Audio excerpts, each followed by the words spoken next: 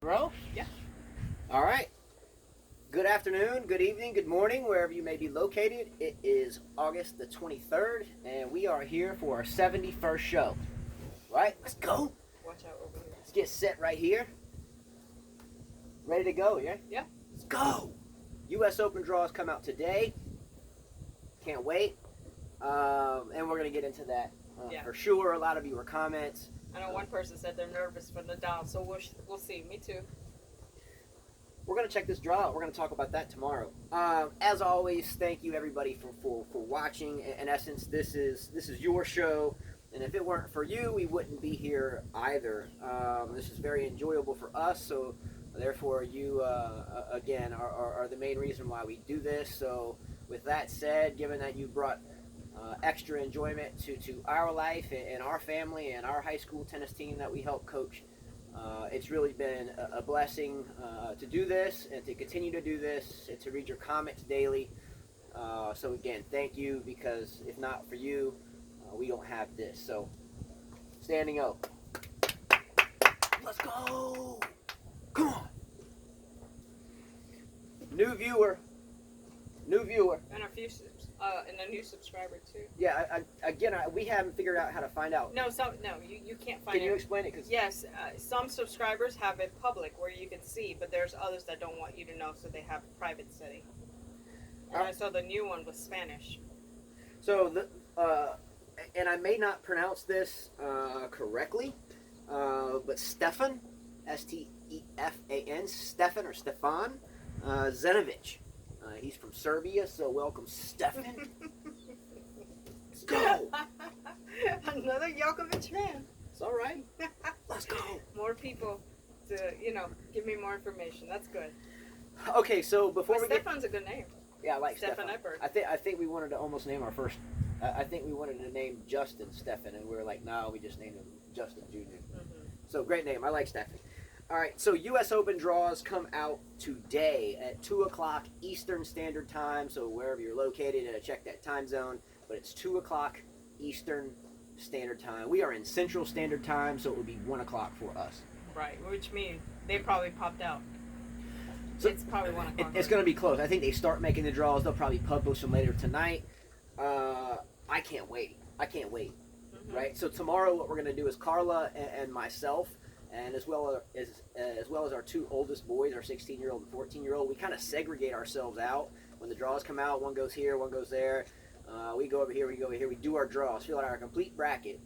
We turn them into a pile, and then we do a fantasy team and on a specific site. We'll talk about that in a little while, but I can't wait.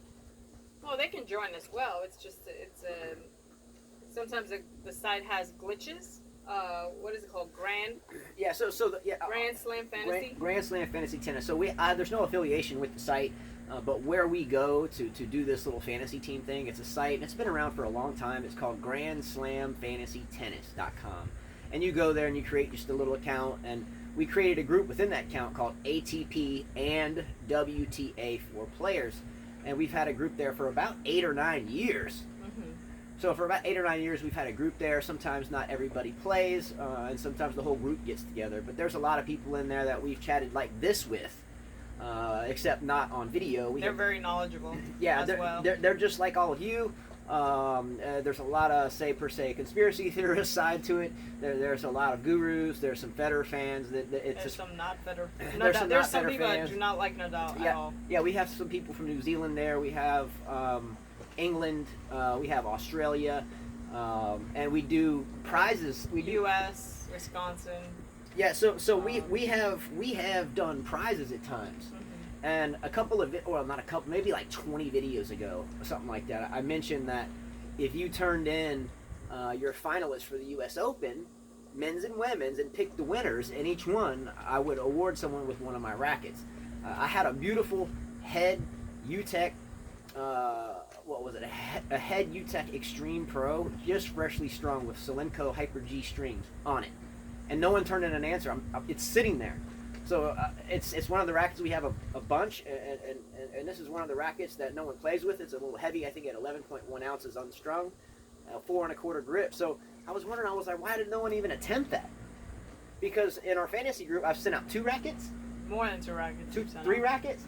I think we sent out rackets, hats, grips. Yeah, I think I sent out like what was his name? One went to England, one went to I think New Zealand. Yeah, and I sent one to like Wisconsin or something. I think I sent out. No, Milo never won. I sent out like a BLX Tour 90. I sent out like a classic. A classic Woody that someone wanted. They requested that strong. And anyway, but we do this. So what I'm going to I guess mention, and I'm only going to mention it one more time.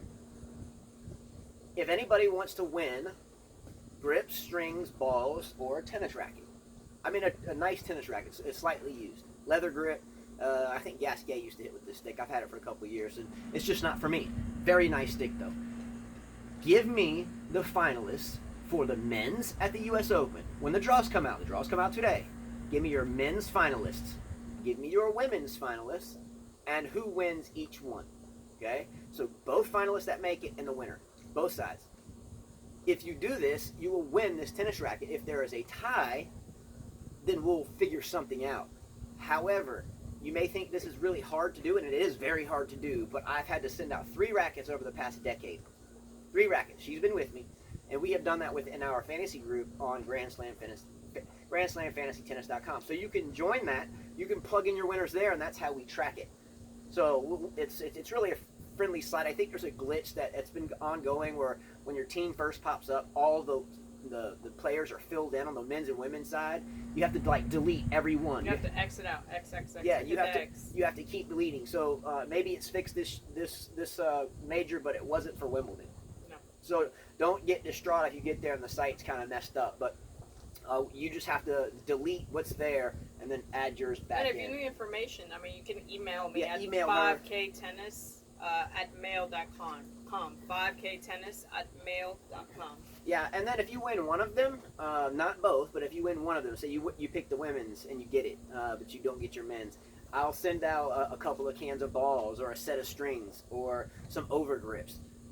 So just keep that in mind. You don't have to win both, and it'll happen. You can check history on our fantasy group. There's comment threads there. Go way back, and you'll see where we've sent out grips and rackets before. So just letting you know. So just so you know, though, there has to be a cutoff for that, because if I don't cut it off, I'm going to have enough people to keep up with, like it would be winning the lottery. But you need to go to the fantasy group at GrandSlamFantasyTennis.com and join the group ATP and WTA for players. It's public. Again, there's no contributions coming to me. It's just a fun site. Yeah, fun site for tennis players. Yeah, and half the time, or non-tennis players, tennis fans. Yeah, and half the time it's messed up, but you can weave your way through it if you're just pacing with it and pick your team. All right, so the cutoff is 8 o'clock tomorrow morning Central Standard Time, 9 o'clock Eastern Time tomorrow. So if you have any inclination about winning a tennis racket or those accessories, pick your men's and women's finalists and send them on this video thread. Okay, this one's the only one I'm going to look at because we have so many comments to keep up with, and I'm going to just consider this as the one and only announcement. I've done this once before. Right. All right, let's go. All right. Really nice racket, telling you. Okay, so I would love to hear anyone's comments on the draw breakdowns now that the draws are coming out this afternoon. Now you can start talking about, well, this dark horse in this quarter is playing a rusty somebody, so therefore I think this person might be a dark horse. I want to start hearing about your dark horse picks. Who could this be someone's first time to ever win a major? Who's he going to beat, right? Carla and I are, again, we love to do this fantasy team with our kids and stuff, so when we get the draws, we go through every single match, qualifying. We go through every single match, one at a time, in different areas, and then again, we kind of come back together, toss them in a pile, and then we have kind of everybody puts in $20 thing in our house, and then the winner takes all. So we do it. Usually the kids get angry if they lose people the first day. Yeah, 14-year-old who's he's got a racket smashing mentality. He doesn't smash rackets, but he's the one that's like, man, I just lost. He gets so mad about it. He's like, how could this player lose to that? You suck. You suck. It gets funny. Yeah, it gets pretty. And then I try not to give my opinion because then they get mad at me if they ask me, well, do you think this player could beat this player? So this time I'm going to say, I don't know. All right, so moving forward, don't forget to get those entries in by 8 a.m. Central Standard Time, and the racket that is going to be offered is a Head UTEC Extreme Pro, strung with Solenko Hyper G string, 16 gauge, the green ones that you see a lot of pros hitting with now, with a 4 1/4 grip, and it's the limited with the leather grip. I used to hit with it. I liked it until he changed the strings for me. Yeah, I had it strung a little bit looser, and I love to hit with it. At least serve wise, I could just crank balls with it. I changed the strings, and I liked it even better. I could serve bigger. My forehands were bigger, but I lost some control with my backhand. I hit a one-hander, so I didn't want to cut a brand new string job out, so I just stuck it in my bag. So, anyway, that's the racket. It's beastly. Well, it's actually the exact racket that Kuznetsova uses. Yeah, Kuznetsova uses it. She's got the newest model, but this is probably, I forget what year it is, but it's the same type of racket that Kuznetsova used for a while. Good call. Yeah, like I remember watching her, and I was like, oh, there's the racket. Let's go. Let's go. Come on. Quali's update. Eugenie Bouchard's fighting her way through qualifying. Are we going to see a Eugenie Bouchard that made, what, the 2014 Wimbledon final? She's going to do the selfie when she wins. I just won qualies. Felix Auger, and from what I'm told, you pronounce the A-U-G-E-R, Auger. I may be wrong there, but I did look that up, and that's what I found, unless it was fake news. He plays tonight. He won his first quali match in a nice match. He plays another match today, and then if he wins that today and wins tomorrow, he's in. I love this kid. I very, very, very seldomly ever say someone has the potential to be number one in the world. I've said it about Dimitrov, failed at that. I got close, okay, but at least it wasn't like her Dolgopolov. They got to like 22 and fell out. We've made those predictions about the same time. I picked Dimitrov, you picked Dolgopolov, but back in the day, right? So now she's taking on Shapovalov. Okay, I'm not a huge fan. I like the guy. He's a fun kid, but again, he's got an erratic. Notice how I like those. He's got an erratic one-handed backhand. We've discussed. I like before. flashy games. For some reason, I like the flashy games. I like seeing fire in a tennis player. I love the jumping and the excitement and the different style. I don't like boring players. That's why I can't watch Murray, because he just puts me to sleep. I like somebody to look different and look good on the court. Shapovalov has the one-hander, obviously, but he flops it open. So instead of getting set, getting the 90s in here, the 90 degrees, getting set, keeping it through, driving through the ball, giving it a little pronation here, and coming across, slapping at it, coming through it. He tends to get there, right at the point of contact. He tends to flop open. I heard that he tends to flop open. Justin, I heard that his that's coach, not good for consistency. I heard his coach is working with him on that. On that? Yeah, I mean, picture this. If I'm hitting a one-handed backhand, I'm coming through the ball, I make contact, boom, and then come through it, okay? But I want to be driving through the ball. I don't want to make contact and flop open. So that's what Shapovalov does. Instead of driving through it, he tends to pull away from it. So that to me has to be fixed before he even comes close to being number one in the world, because it's going to be exploited a lot. And that's just a couple of the things. He still needs to channel his... Well, he needs to stop fooling around and finish the point. Yeah, he just needs... He kind of slacks around on that. And I hate when he does that. So I tinkered around with the idea of Kyrgios, but he's never grown up mentally, and still hasn't. That's another question. Does Kyrgios go far in this tournament? We've asked this before. Your thoughts? I'm not getting into that. I don't have that written in. But the player that I think has the potential right now in, say, 2 years, which is now at the same age Shapovalov is the Canadian kid Felix Auger Aliassime. They both played doubles against Novak and Anderson. Looks good. Let's go, Felix. Let's go. He still has to win another quali match, though. Yeah. Hopefully they show his match tonight. Maybe we'll watch it. All right. So Peter Korda, a longtime pro back in my grow-up days, well, a little bit later than me, but his son Sebastian Korda won yesterday, lost today, but hopefully we see more from him. I was always fond of his father. Ernest Gulbis, Latvian, lost yesterday, I think. We mentioned that yesterday. He lost. Yeah. Anyway, all right, so I don't think I'll have any qualifiers listed in my U.S. Open bracket or fantasy team to make it to the second week. But nonetheless, it's been a decent quali. I just saw Christian Harrison get beat by a Spaniard who's 21 years old. I was pretty impressed by the 21-year-old. Yeah, pretty impressed with that. All right, so the stage is set, I think, for you to get into comments. You ready to go? Yes. Let me check time.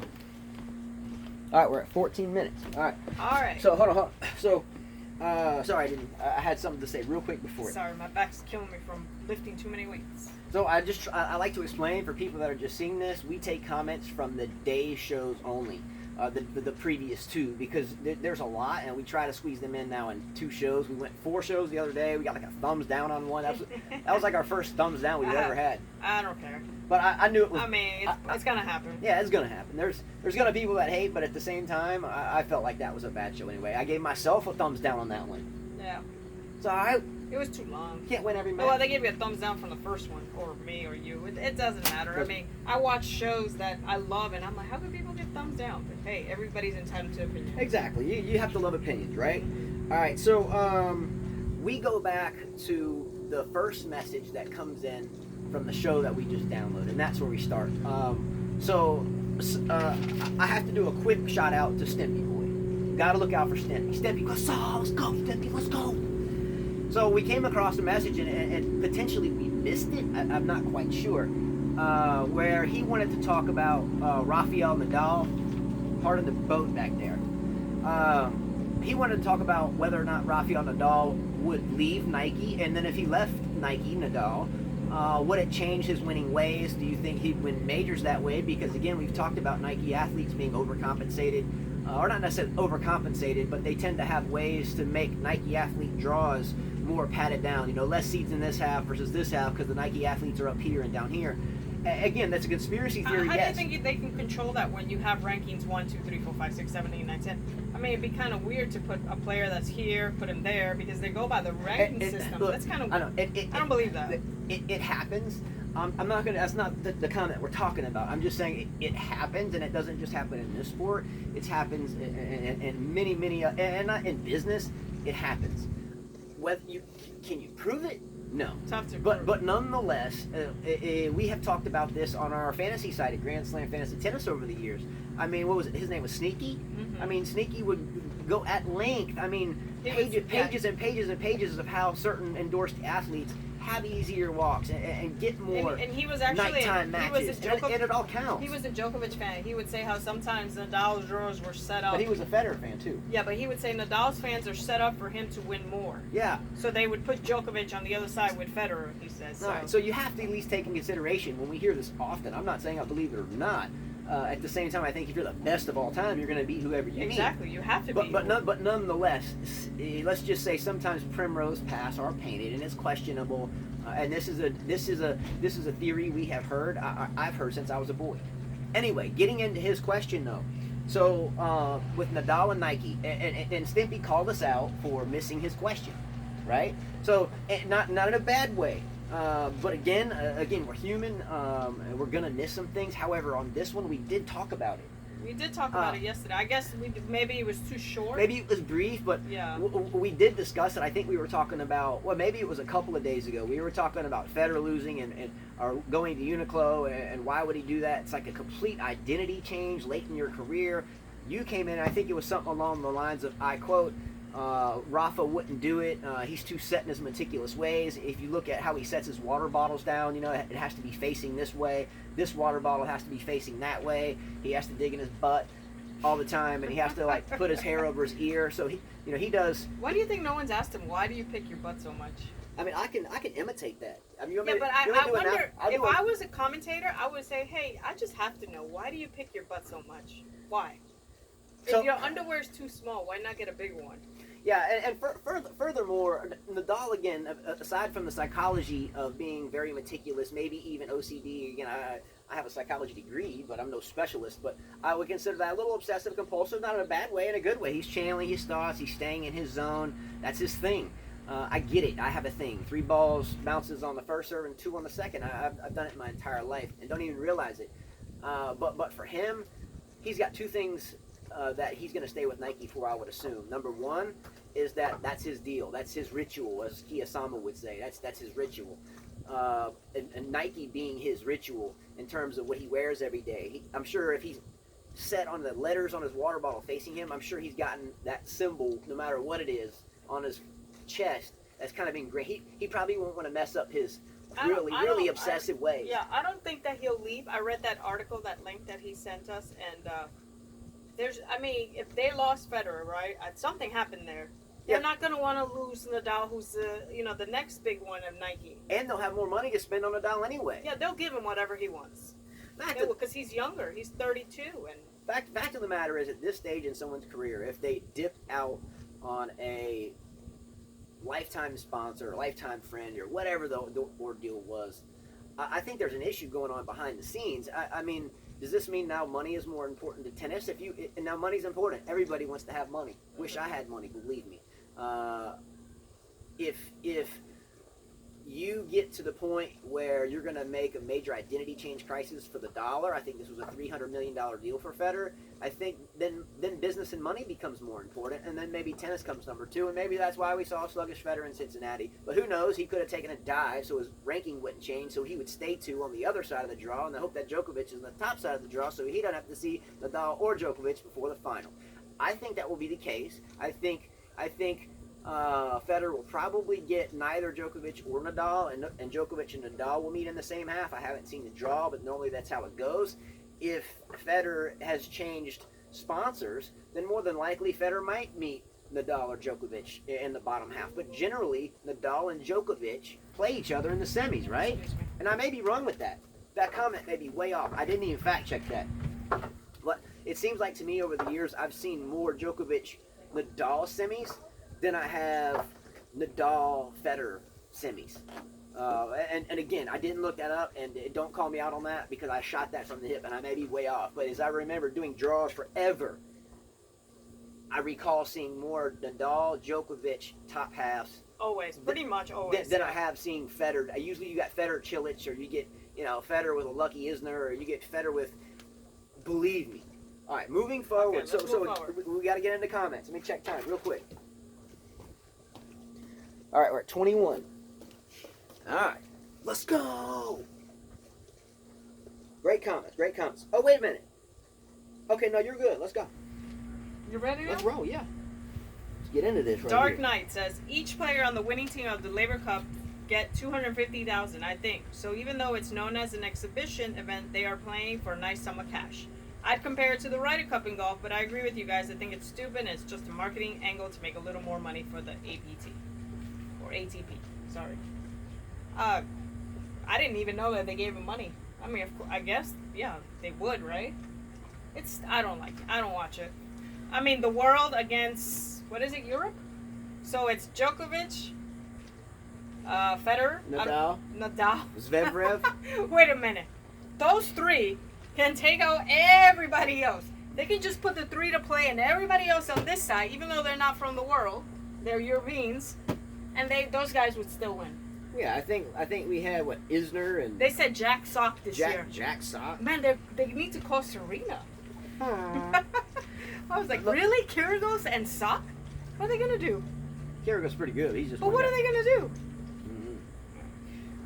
We talked about the Laver Cup the other day, and hence where this question came from. Stop. Personally, I have no interest in going to watch the already richest of the tennis players earn more money. It's not for me. I mean, I'll look at a picture on a journal article and maybe read the first sentence of the highlights. But for me, doing what we do, we have 5 kids. Never stop. That's one of those things where I'm not going to take time out of the day to really get intensely into. I got better stuff to do than watching the top players in the world. Well, according to win more money. I mean, gee according to what I read, Roger is the one in charge of the Laver Cup. I didn't know that. I didn't know that at all. All right, so Roger Federer created the Roger Cup. I didn't know, Laver Cup. He got together with Laver Cup. That's what I read. That Roger's the one behind it. The rich get richer, but that's okay. That's okay. I just don't have any inclination to sit and watch the Laver Cup. No. All right, let's go to the next comment. Wasn't there something about Kiyosama in there? No, we're not even close to Okay, that go ahead. yet. All right. From Kane Sebrajanovic. Am I saying that right? He says, Carla, at Carla. Smiley face. Hey, I don't know why I thought you're a no. I'm sorry. He started from... Let me make sure. Sorry. So sorry. Supposed to be prepared over here. What's going on? Come on. Told her to be right there. Okay, here we go. Let's go. Carla, hey, I don't know why I thought you were a Fed fan. Don't know where I got it from. Nothing wrong with being one, though. Interestingly, when Joker beats Rafa, I feel kind of sad because every time, with my few exceptions, is a neck-to-neck battle. You'd be surprised how many Joker fans are 51/49 Joker Rafa fans. Something's up about the grit. I guess we're not disappointed. Something's up about their grit. Yeah. Okay. You know, he's responding to something I'm saying because I know I'm saying this wrong because he wrote something long. Here it is. I'm so sorry. Sorry I messed up because I know I responded to him. Yeah, we don't need a thumbs down on that one. She's still trying to get fired up. No, I'm fine. Let's Okay, go. here he says, come on. The GOAT discussion is a waste of time. How do you compare Don Budge, Laver, Gonzalez, Riggs, McEnroe, Sampras, Borg, Novak, Fed, Rafa, etc., etc., etc.? How do you compare... What? No.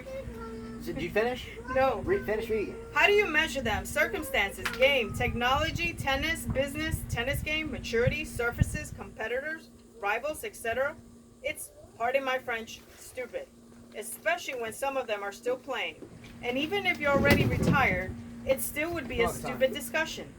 The GOAT discussion is a pastime for non-tennis fans. And why is it ultimately important? And to whom? Let me start the fire. We can compare with the era, and the best measuring stick is head-to-head. Players don't play against someone's legacy, records, achievements, etc., etc. They play against their opponents, meaning I don't care if you've beaten so-and-so and so-and-so when. I'm beating you one-on-one regularly. So look at the head-to-head. Carla will not like this. By the way, Carla, if you need a doubles partner, let me know. Also, I think you being a Fed Rafa fan goes against your true nature. If you don't mind me saying, you're a Novak fan through and through.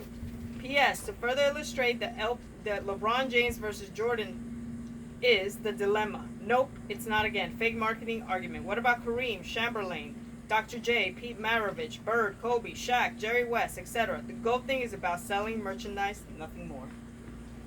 Up for comment of the day. Definitely. Can I start on this one? Sure, and then I'll respond. Absolutely brilliant comment on multiple facets. Number one, the comparison of generations in terms of being the best. When I was a boy, some of the first tennis matches that I ever watched were stuff my father had, and it was the likes of Bill Tilden, Don Budge, Fred Perry. I mentioned this the other day, and the list can go on. Until I was about 9 or 10, basically the only modern stuff I would look at would be Lendl, Sampras, Becker, Edberg, and during that generation, those guys. And then that was my focal point. But for me, I was raised with the wooden racket and then an aluminum racket. I think Bancroft Junior Woody was the first one, a little aluminum head with the standard head, and then it was a Wilson Ultra 2 with the standard head, and then it went to an 85 Pro Staff that I hit with, up into college. And I didn't change into the current rackets until currently. I won't mention what I hit with now for the sponsorship reasons. Anyway, but for myself, the player I was in juniors in the 80s, I was born in 77, so yeah, juniors in the 80s, playing with the Wilson Ultra 2 standard head or a Pro Staff 85, serving and volleying. If I played that same game today, I would get rocked. He does get rocked when he tries. So, if I'm playing her and I get down a little bit, I'll try to throw in some serve and volleying, but generally she's just, it's tougher to get there quick enough unless you're hitting a ball. Like, if I'm hitting a nice shot, strategically, I'm going to come in behind it. You know, I hit a penetrating ball, she's running for it, of course I'm going to come in. But serving and getting there, it's tougher to get there. And all I'm getting at is how can we compare Tilden, who was dominant. Bill Tilden was dominant. Mm-hmm. Dude, big good old Bill Tilden, smoked Camel cigarettes. Let's go. Don't we have that on magazine? Yeah, I've got a magazine cover and a frame on my wall, and it's a picture of Big Bill Tilden, and he's saying, "Yeah, these Camels are so smooth, they don't affect my win." It's like from 1936 or something. Wow. So this is what I was raised on. I have one of his old rackets in my racket stringing room, hanging on the wall, and I'll show you. You can grab it if you want. I don't know if you want to get it or not, but it's in there. It's unstrung, but believe me, we go out and hit with woodies. We have a couple videos on a Justin and Carla hitting playlist, or another one we're hitting with woodies. All I'm saying is that the game compared to then and now is it's irrelevant. It is irrelevant. It's not even comparable. You know what I mean? You can't compare it. That's a complete. They played a different style. The ball was slower. I mean, you have wood versus graphite and other materials. The strings. What I played with was a natural gut, or not a synthetic gut. Back in the day, a natural gut wasn't nearly as expensive it is now. Yeah. And believe me, it wasn't nearly as powerful. It was more like guiding the ball. Your put away shots for me were volleys. You know, I wasn't hitting winners from the baseline as I was growing up. I transitioned to that later in life. Yeah.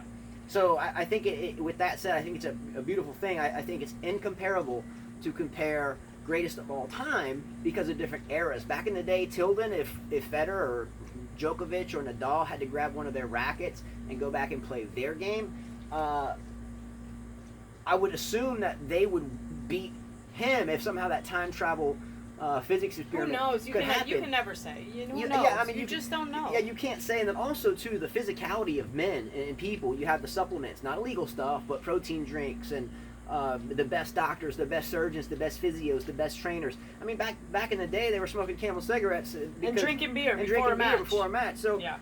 Anyway, so yeah, that's a great comment. Number two, what was the kind of the second part of that? He said he cares about head to head, not because you're playing against 1-on-1 regularly. Yeah, and I care about head to head too. But again, the only reason why we brought up the basketball thing at all, again, I have no credible stuff for me coming from basketball, except I followed it my whole life. I don't keep up with a lot, but I mean I can hold my own. Yeah, you can't compare LeBron to Wilt Chamberlain to Julius Irving you can't. To Magic Johnson to James Worthy. It's going back to the same thing you just said. Yeah, it's going back and forth. So for me, the only reason why we brought up basketball in the first place is because in a historical perspective, I think most fans of any sport, they look at the grand prize of them all, see who has the most thereof, and that's who they consider in the history books the greatest during that period. That's all. Real quick on that comment, I think someone asked to retire this comment, but I wait till we get to him and read who it is. Well, I've got to see if it's within the. No, he brought it up separately. Oh, he brought it up separately. Okay, and Kane, where are you? Where are you from? Oh, I know you said you play doubles, and you'd want to play doubles with me. Where are you from? I want to talk about that too. And we're at 32 minutes. We're about to fry. Well, I'm not even done yet. I know. Wait, we're going to part 2. It's going to cut off. It's at 32 well, minutes. I suggest no too much of that. All right, part 2 is all we're going today. We're going to go to part 2 right now. Kane, stay tuned. We have a question. All right. Okay.